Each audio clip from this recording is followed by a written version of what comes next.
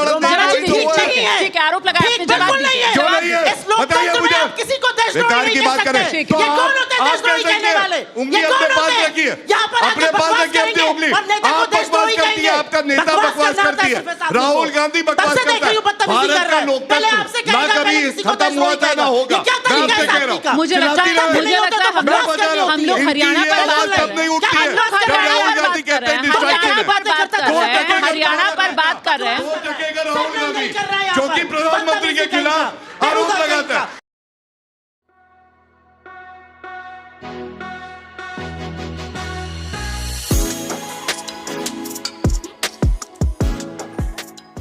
वो भी एड्रेस कर रहे रोपाई और निराई में अंतर पता है आपको? ठीक है, एक मिनट, बैठौनी पता है धान की किसानी? गौरव जी सुनिए तो। हाँ, उन्होंने मेरी बात का सीधा उत्तर दिया, आपने उनसे प्रश्न नहीं पूछा। मुझे भी मैं बस 2 मिनट मैं बिल्कुल आप ही के पास आ रही हूँ सर, आप ही को जवाब देना है। मैं जानना चाह रही हूँ कि एक तो बेरोजगारी वाला मामला वो उठा रही है, ये चुनाव में 24 में हमने देखा कहीं ना कहीं मुश्किल पेश किया इसने बीजेपी सरकार के लिए। एक प्यार से एक बात बोलना चाहती हूँ, जल्दी से। हरियाणा को तो इस कगार पर ले आए कि हरियाणा के जो युवा हैं वो इजराइल के युद्ध क्षेत्र में जाने को तैयार है। और हरियाणा में जब 5000 सफाई कर्मचारियों की नौकरी निकलती है तो करीब 50,000 पोस्ट ग्रेजुएट और ग्रेजुएट अप्लाई करते हैं। ये उधर की बातें नहीं है, यही बातें हैं। अब जवाब ले लेते हैं ना, बेरोजगारी का मुद्दा हरियाणा। आइए गौरव जी, ठीक है। अब बेरोजगारी पे उत्तर ले लीजिए। सबसे पहले हरियाणा की ही बात कर लेते हैं। मुद्रा योजना में करीब 56,000 करोड़ रुपए हमने दिए हैं युवाओं को, जिससे कि रोजगार के अवसर है। और एक तुलनात्मक आंकड़ा लेके आया हूं, क्योंकि ये तो देती नहीं है कि हमारे समय में इतना अच्छा था, आपके समय में कम हो गया। तो जनता को जानने का हक है। 2005 से 2014 तक इनकी सरकार थी हरियाणा में। कुल सरकारी नौकरियां दी 86,000, 86,000। हमारे सरकार 10 साल में 1,43,000 नौकरियां दे चुकी है, जो 70% ज्यादा है इनके 10 साल की नौकरियों से। आप आंकड़ों से बताइए कौन कहां जाना चाहेगा? देखिए प्लीज, आप हल्की बात मत करिए। आप हल्की बात कर रहे हैं, आप बेरोजगारी को बताइए, मैंने कोई ऐसी बात करी? एक मिनट उनको बोलने दीजिए, फिर आप आ जाइएगा प्लीज। आइए गौरव, इधर उधर की बेरोजगारी का मुद्दा, बेरोजगारी का मुद्दा युवाओं के भविष्य से जुड़ा। बेरोजगारी पे उत्तर दिया, अब इनकी कुछ बातों का उत्तर दे दूं। ये आपके सम्मान में पहले दिया था और आंकड़ों के साथ दिया। इन्होंने कहा मारने की बात करते हैं, हमारे नेता तो नहीं करते।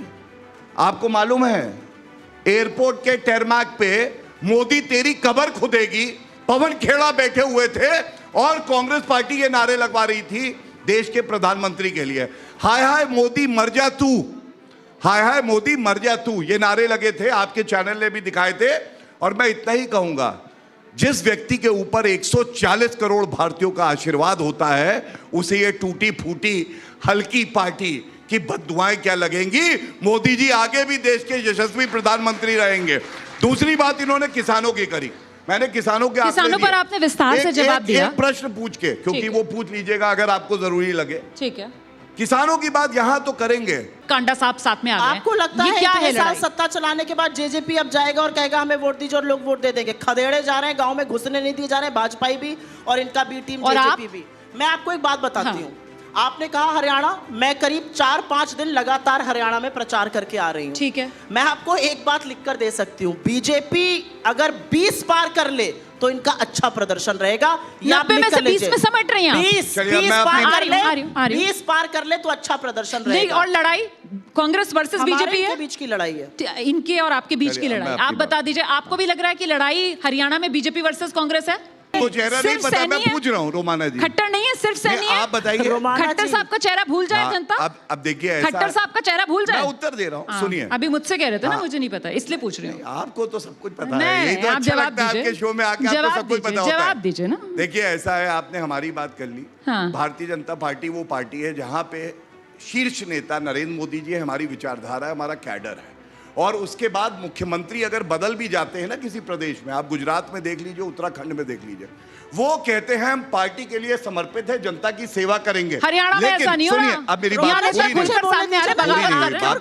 ठीक है, बस आ रही हूँ। एक मिनट, इसका जवाब लेकर आपके पास। मुझे ये पता है, जो थोड़ी जानकारी है, कि कुमारी शैलजा ने कहा, देखिए अध्यक्ष जी खड़गे जी कुछ भी कहें, मैं तो चुनाव लड़ूंगी ही लड़ूंगी। और मुझे ये भी पता है भूपिंदर हुड्डा और रणदीप सुरजेवाला ये सब लगे हुए हैं एक दूसरे के कपड़े फाड़ने में। इनको ये चिंता है कि कुर्सी तक कैसे बैठे, क्योंकि यही कांग्रेस पार्टी का चरित्र है।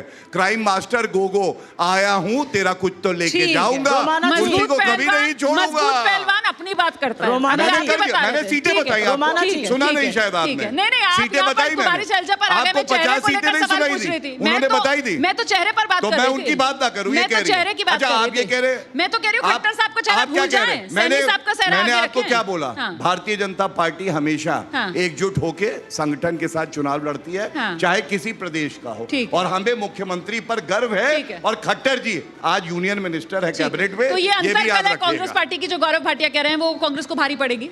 हाथ कंगन को आरसी क्या, पढ़े लिखे को फारसी क्या। 63 एक नहीं, 2 नहीं, 3 नहीं, 4 नहीं, 63 इस्तीफे बड़े नेताओं के, पूर्व मंत्रियों के, पूर्व विधायकों के, पूर्व सांसदों के, आपके प्रदेश के ओबीसी मोर्चा के, प्रदेश के किसान मोर्चा के, प्रदेश के दलित मोर्चा के अध्यक्षों के हुए हैं। 1 2 नहीं, 63 इस्तीफे भारतीय जनता पार्टी में हुए हैं। लोग ऐसे छोड़कर जा रहे हैं। भारतीय जनता, कंबोज जी का इस्तीफा हुआ, उन्होंने हाथ मिलाना छोड़ दिया।